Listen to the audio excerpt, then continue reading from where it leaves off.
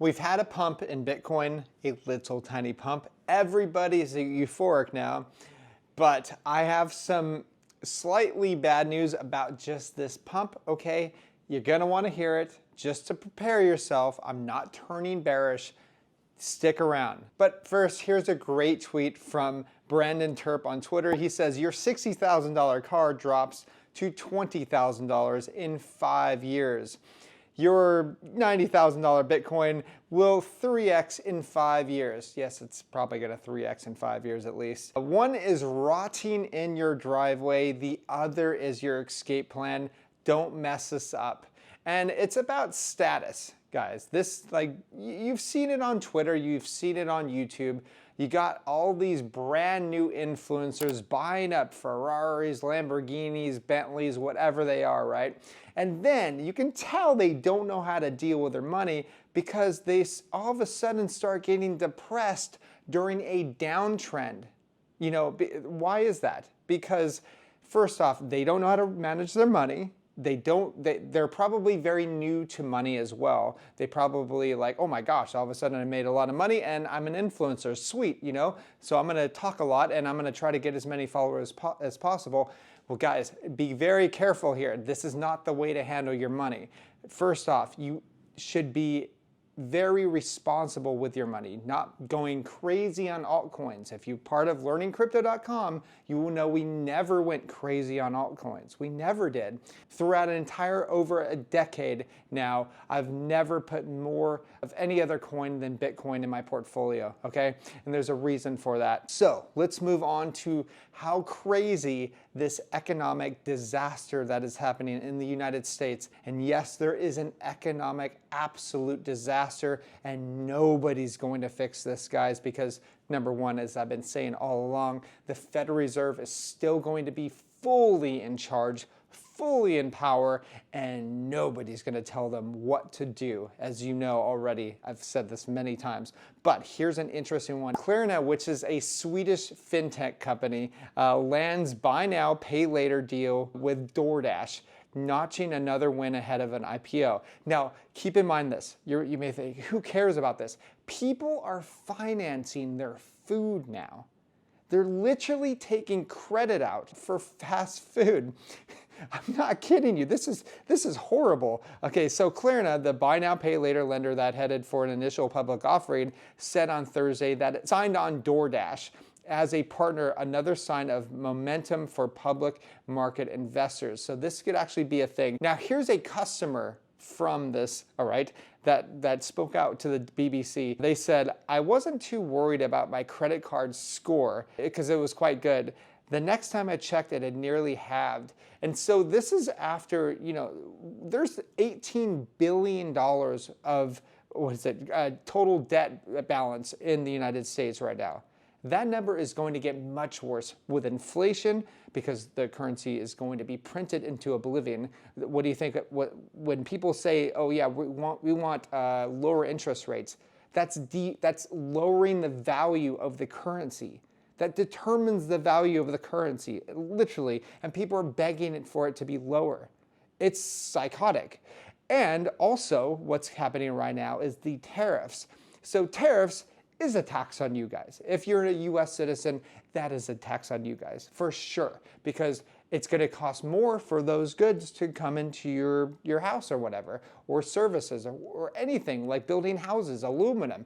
They're gonna be skyrocketing, okay, in value. Because, why is that? Because of the hidden tax. They don't say it's a tax, but it is a tax on you guys. So that is why I don't like government at all in the free market. I think the free market needs to be completely free without any government intervention.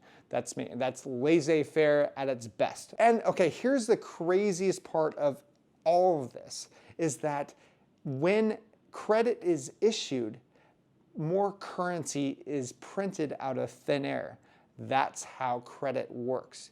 I know schools didn't teach you this. I never learned this in business school because I went to a crappy business school maybe, but I'm just telling you right now that this is how currency is issued. That's just one part of it, and it's never going to stop. Inflation is going to ravage the United States and the world. As long as you don't have a solid money in your pocket or in your hardware wallet, you're screwed, okay? Just letting you know. So you'll never be able to keep up with inflation simply by working. You're gonna need a fixed supply asset like Bitcoin, Monero, many others. Okay, so here we go. This is really sad. Under 4% of the global population owns Bitcoin. That should be way higher, especially what is happening in the world right now. Okay, we also have Bitcoin is still has a larger market cap than the top 3 banks in the world combined. Now this is JP Morgan Chase, which is $745 billion, Bank of America, which is $350 billion, and IC Bank of China, which is $340 billion. And Bitcoin's market cap is around $1.7 trillion right now. So that's pretty incredible. And that number will grow because more and more people are going to realize that, you know what, I can't trust government with my currency. I'm going to have to buy Bitcoin. That's it.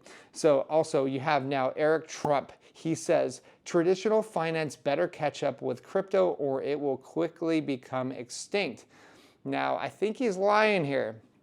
He's definitely lying here. He understands this space way better than I think a lot of people. Okay, so what's happening right now is that many of these politicians are paving the way for BlackRock to go ahead and handle everybody's money. They're going to make sure that banks can custody your Bitcoin, all this stuff. So traditional finance is loving what is happening right now. Don't ever trust these politicians, their families. I don't care if it's Trump. I don't care if it's Biden.